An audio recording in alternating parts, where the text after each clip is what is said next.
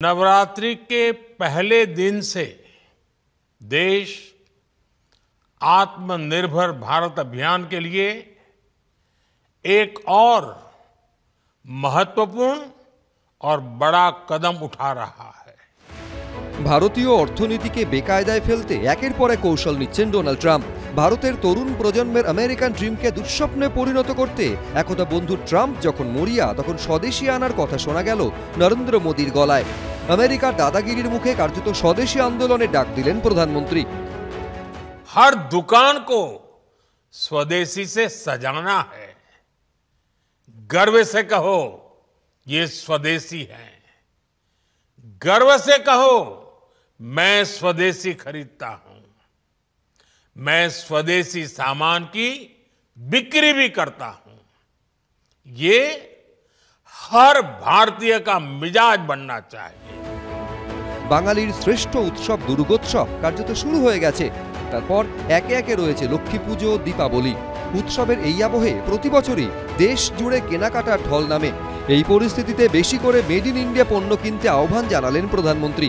आज जाने अनजाने हमारी रोजमर्रा की जिंदगी में बहुत सी विदेशी चीजें जुड़ गई है। हमें इनसे भी मुक्ति पानी होगी। हम वो सामान खरीदें जो मेड इन इंडिया हो। हर दुकान को स्वदेशी से सजाना है। जब केंद्र और राज्य मिलकर आगे बढ़ेंगे तो आत्मनिर्भर भारत का सपना पूरा होगा। প্রথমে ভারতীয় পণ্যের ওপর 50% শুল্ক চাপানো, তারপর H1B ভিসার মূল্য বহু গুণ বাড়িয়ে দিয়েছেন ডোনাল্ড ট্রাম্প, যাতে আতান্তরে পড়তে পারে তথ্য প্রযুক্তি শিল্পে কর্মরত অসংখ্য তরুণ তরুণী। এই প্রেক্ষাপটে নরেন্দ্র মোদী যখন কৌশলে স্বদেশী আনার প্রসঙ্গ সামনে আনলেন, তখন নরেন্দ্র মোদীকে কটাক্ষ করে তৃণমূল সাংসদ মহুয়া মৈত্র এক্স হ্যান্ডেলে লিখেছেন, জিএসটি ধামাকা না ডোনাল্ডের থাপ্পড়। 8 বছর ধরে অযৌক্তিক জিএসটি ব্যবস্থা, বিমা, চিকিৎসা সরঞ্জাম ইত্যাদির ওপর সম্পূর্ণ অযৌক্তিকভাবে উচ্চহারে জিএসটি আদায়ের পর মার্কিন শুল্ক চাপের মুখে ভারসাম্য রাখতে নরেন্দ্র মোদী জিএসটি কমাতে বাধ্য হয়েছেন। গোটা জিনিসটা তো মমতা বন্দ্যোপাধ্যায় বলেছিলেন যে জিএসটি যে কাঠামোটা সেন্ট্রাল গভর্নমেন্ট করেছে সেটা বাস্তবসম্মত নয়। তো মমতা বন্দ্যোপাধ্যায়ের চাপে সেই পথে আসতে হয়েছে। আবার সেই কথাগুলো বলছেন তো মার কাছে মাসির গল্প হচ্ছে। ট্রাম্পের ভয়ঙ্কর শুল্ক চাপানোর প্রভাব ভারতীয় অর্থনীতিতে কতটা পড়বে? ট্রাম্পের নতুন ভিসা নীতির ফলে ভারতের যুব প্রজন্মের কর্মসংস্থানের কতটা ক্ষতি হবে তা নিয়ে জল্পনার মধ্যেই দেশের উদ্দেশ্যে ভাষণে প্রধানমন্ত্রীর মুখে বারবার উঠে এসেছে আত্মনির্ভর ভারতের কথা।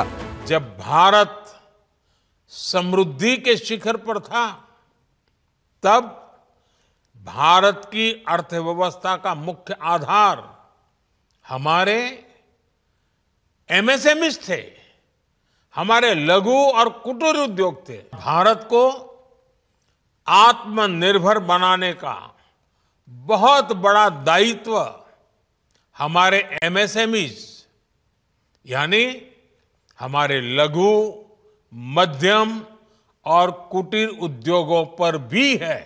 जो हम देश में ही बना सकते हैं वो हमें देश में ही बनाना चाहिए।